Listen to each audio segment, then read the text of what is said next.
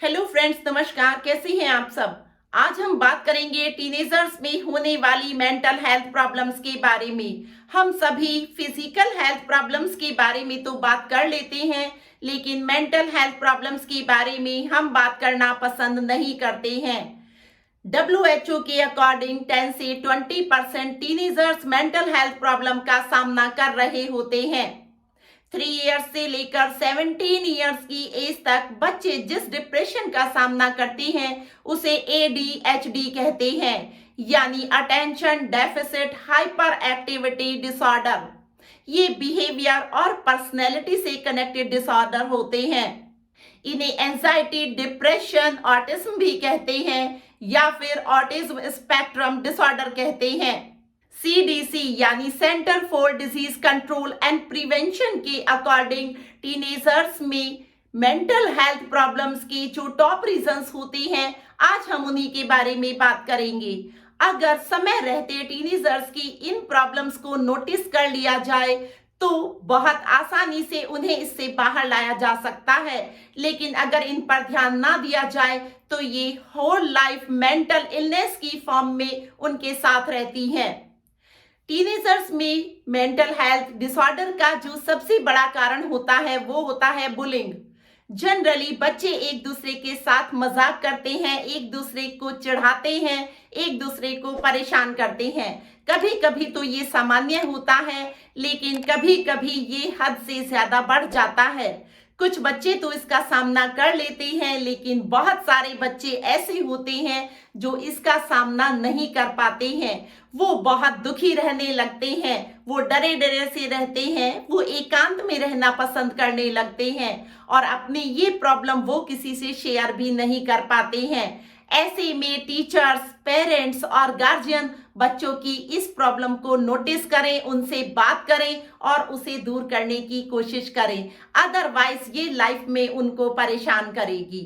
Second reason जो हम teenagers में देखते हैं वो होता है कांस्टेंट वरी। कुछ बच्चे लगातार परेशान रहते हैं, वो बिना वजह भी परेशान रहते हैं। वो छोटी से छोटी बात में भी परेशानी महसूस करते हैं। जैसे रात में सोते समय वो ये सोचते हैं कि वो सुबह समय से उठ पाएंगे या नहीं उठ पाएंगे, कहीं उनकी स्कूल बस तो नहीं छूट जाएगी, उनके मॉर्निंग रूटीन वर्क समय से कंप्लीट हो पाएंगे या नहीं।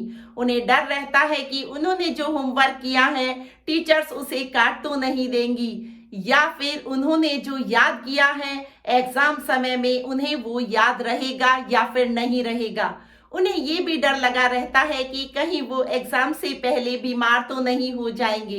ये सब चिंताएं बेकार की होती हैं, लेकिन बच्चे ये चिंताएं करते रहते हैं। अगर ये नॉर्मल है तो कोई बात नहीं, लेकिन अगर ये जरूरत से ज्यादा हो रही है तो फिर साइकोलॉजिस्ट की सलाह लेने की जरूरत होती है।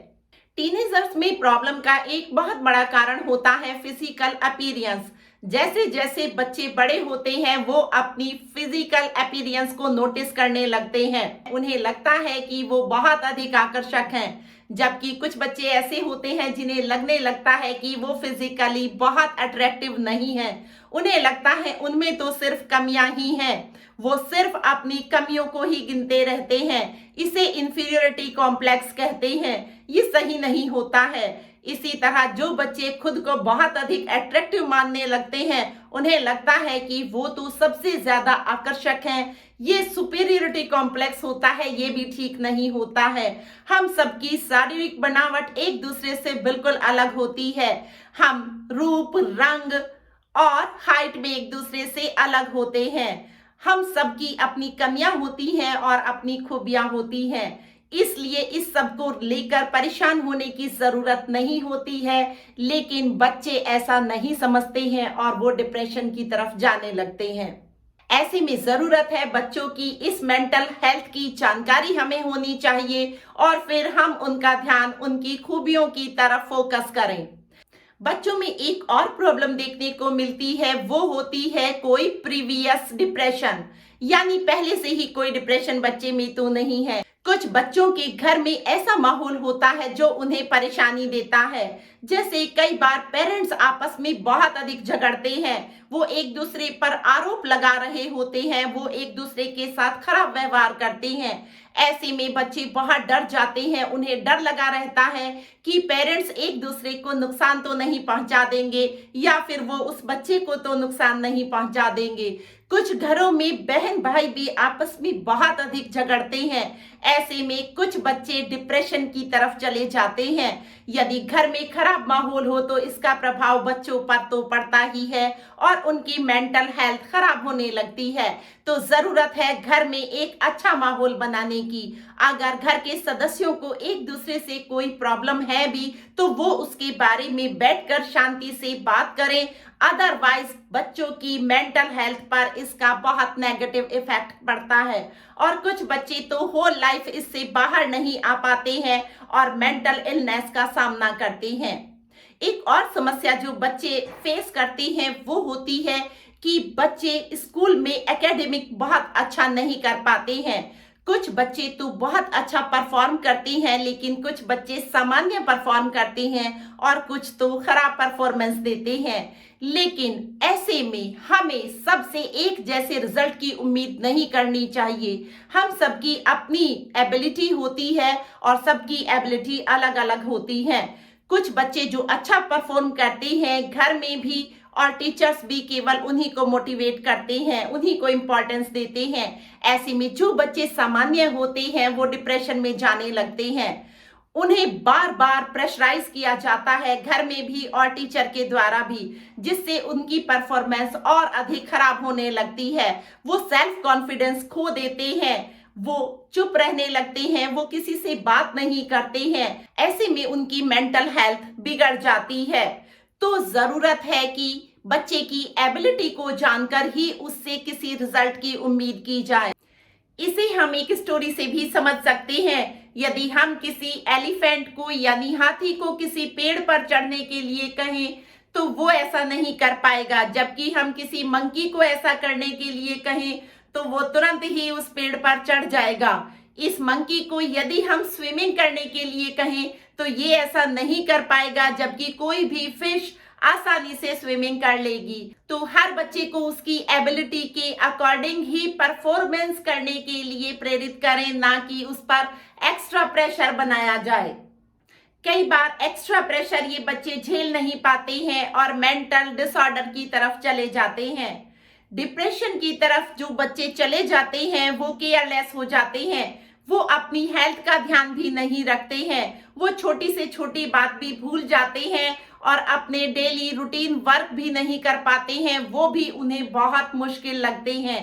ऐसे बच्चे कई बार डिप्रेशन को एक्सेप्ट भी नहीं करते हैं, उन्हें लगता है कि वो तो बहुत सामान्य है।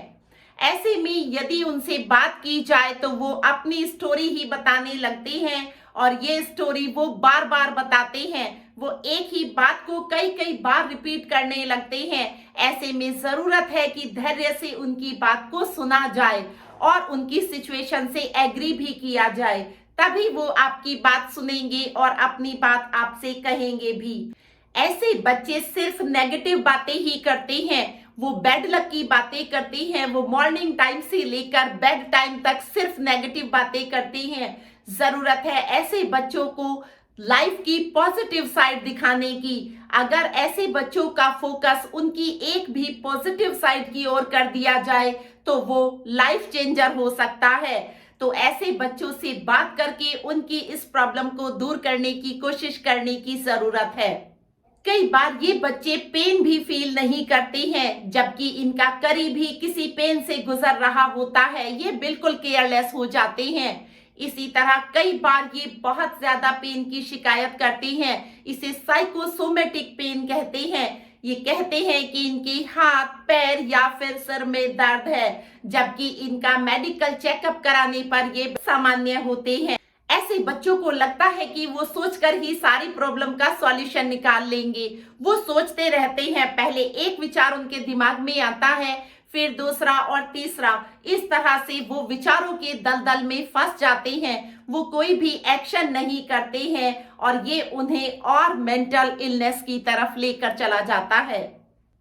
हमारी सोसाइटी मेंटल इलनेस को कोई प्रॉब्लम नहीं मानती है, उसे लगता है कि ये तो एक सामान्य मूड चेंजर है।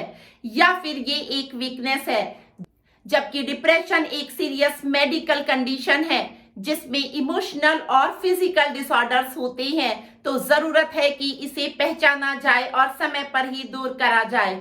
हम केवल वर्क प्लेस पर ही स्ट्रेस का सामना नहीं करते हैं, हम पर्सनल इमोशनल स्ट्रेस से भी गुजर रहे होते हैं। तो ऐसे में जरूरत है कि डिप्रेशन को समय रहते नोटिस किया जाए। ऐसे बच्चों को हेल्प की जरूरत होती है।